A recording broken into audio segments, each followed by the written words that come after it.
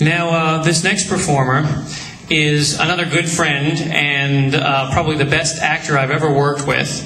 Ladies and gentlemen, please welcome John Frisby.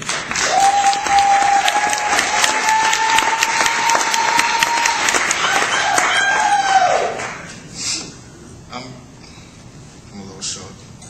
I'm going to recite a poem from my upcoming book, Tears of a Ghetto Child.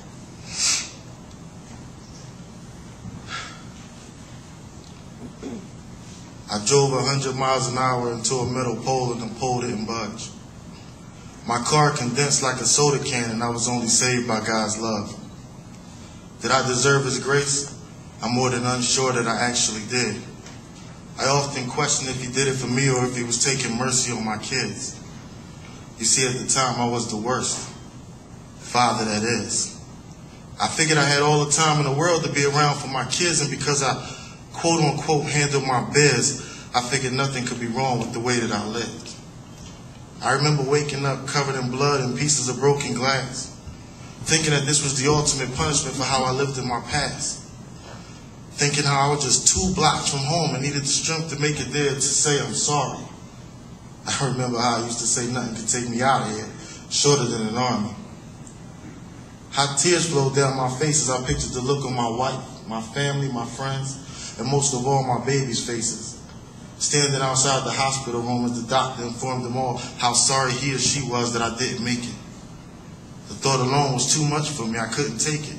So I tried to lift my body to no avail. Right then I knew I had broken many bones because the pain was incredibly intense and hurt like hell.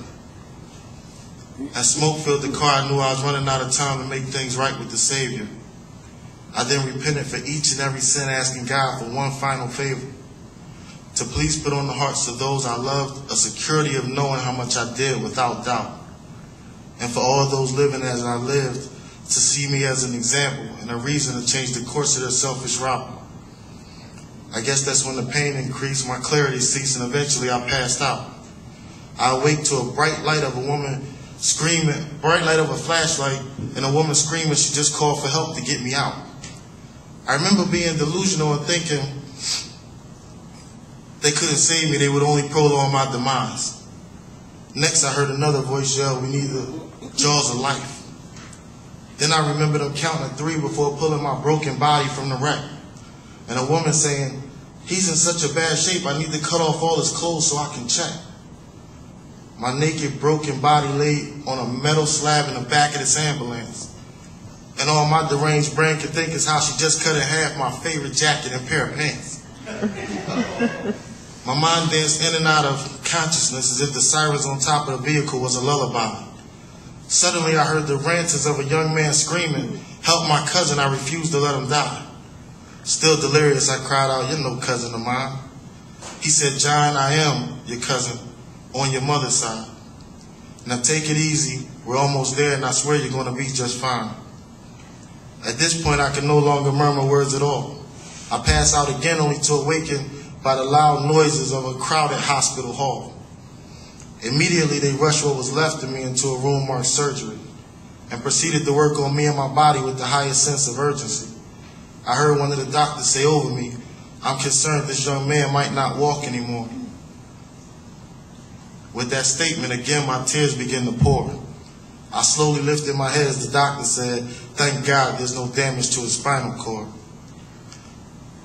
A constant morphine drip made the next few days as painless as can be.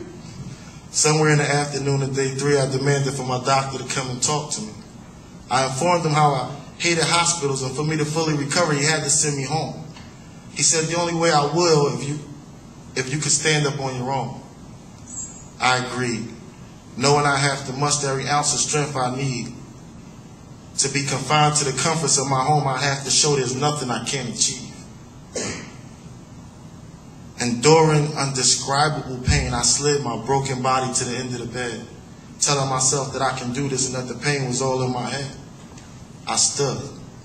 To the amazement of the doctors and myself, since I'm being completely honest, that moment was more than an accomplishment. For me, it was a triumph.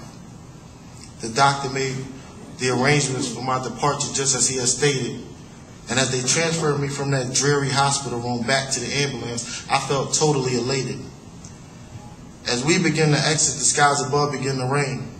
When I asked the orderlies to leave me in it for a minute, they thought I had went insane. Although I had not gone crazy, something inside me had definitely changed. I felt as if I was reborn, and that water was sent to wash away my previous life filled with pain. That was some time ago, and I'm proud to say I recovered 100%. I am a great father and a better man now that I've accepted. In life, we should all strive to live right because none is exempt from the unexpected. Thank you for letting me share.